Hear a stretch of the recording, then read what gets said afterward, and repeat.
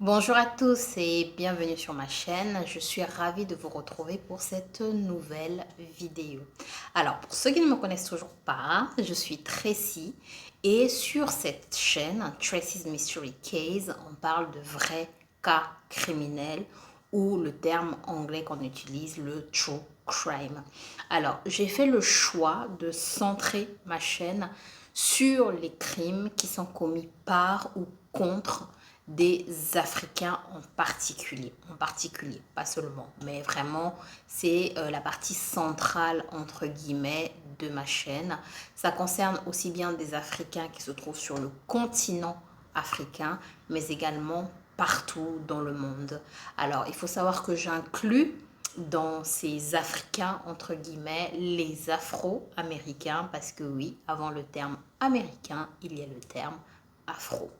Alors aujourd'hui justement, je vous emmène aux États-Unis, non pas pour un cas criminel, mais plutôt pour une affaire d'actualité qui, à mon avis, mérite vraiment qu'on y prête une très très grande attention. C'est parti.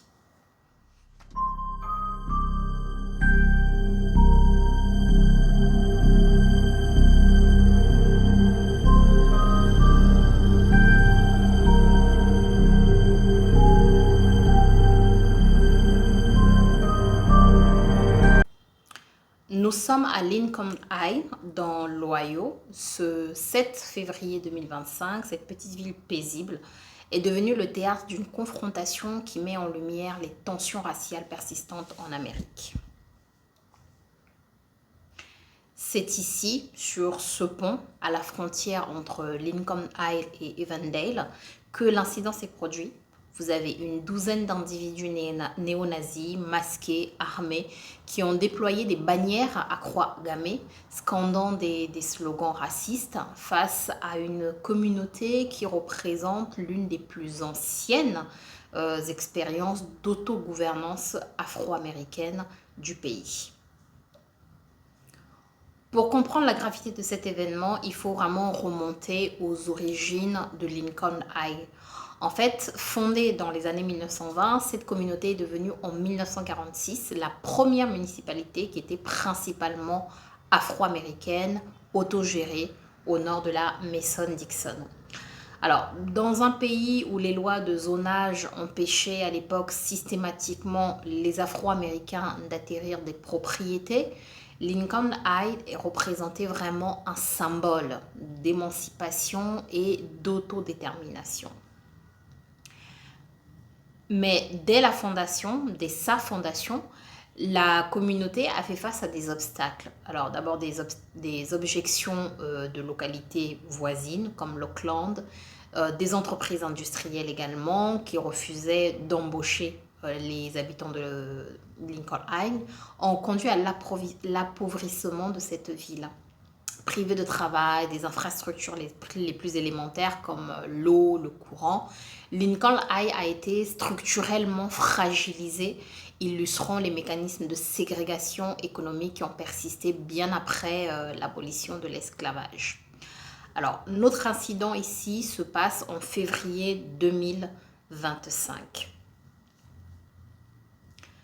Comme je le disais, au départ, nous sommes donc le 7 février 2025. Une douzaine d'individus se présentent à l'entrée de cette ville qui est historiquement afro-américaine. Ils sont masqués et armés. Ils sont positionnés donc sur le pont qui relie Lincoln High à la ville voisine qui est Evandale. Ils ont déployé donc des bannières à croix gammée et ils ont scandé des slogans suprémacistes blancs pendant près d'une heure. Les résidents de la ville sont assez choqués par le spectacle qui s'offre à eux. Des drapeaux nazis en 2025. Mais ce qui les choque davantage, c'est pas forcément la présence en fait de ces groupes suprémacistes, il faut le comprendre, parce que ces groupes ont toujours existé, on en a toujours entendu parler.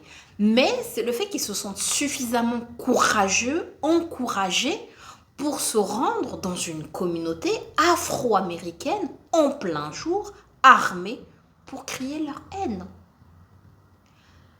La réaction de la communauté ne va pas se faire attendre. elle a été assez immédiate en fait, hein, et sans recourir à la violence, des dizaines de résidents de Lincoln High vont se rassembler pour confronter directement les manifestants racistes. Les forces de l'ordre sont également appelées sur place et pour inciter entre guillemets les agresseurs à quitter les lieux et donc à laisser la population de Lincoln High vivre en paix. Dans les jours qui vont suivre, et face à ce qu'ils ont perçu vraiment comme une inaction des forces de l'ordre, certains membres de la communauté ont dû former des patrouilles armées pour assurer la sécurité à la fois de leur ville et surtout de leur famille. Les habitants de Lincoln High ont en effet l'impression qu'au moment de l'intervention de la police, les policiers semblaient beaucoup plus préoccupés par la protection des agresseurs que par celle de la communauté qui était agressée. Cet événement s'inscrit visiblement dans un contexte politique beaucoup plus large parce que depuis l'élection présidentielle et le retour de Donald Trump à la Maison-Blanche, plusieurs observateurs ont noté une certaine augmentation des incidents à caractère raciste dans diverses régions du pays. Des groupes extrémistes se sentent vraiment légitimés dans l'expression publique de leur idéologie raciste. La réponse des forces de l'ordre reste l'un des aspects, disons, les plus controversés de cette affaire. Comme je le disais précédemment, plusieurs témoins affirment que finalement la police d'Evendale, qui est donc intervenue, était présente, certes, mais n'a pas du tout dispersé les manifestants.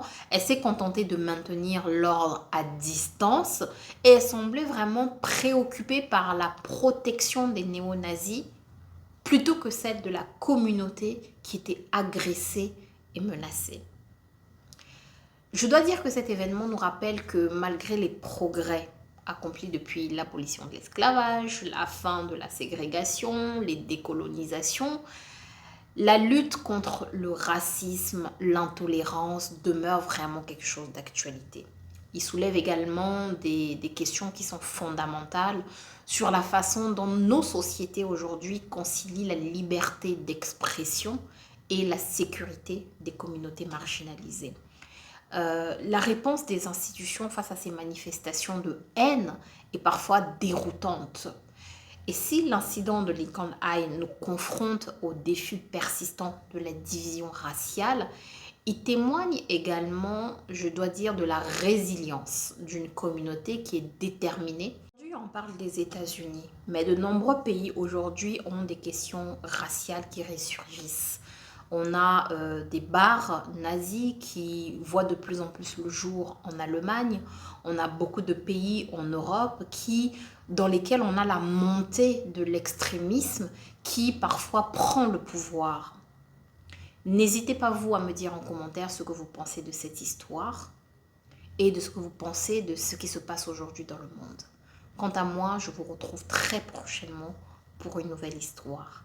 En attendant, je vous dis à très, très bientôt. Bye!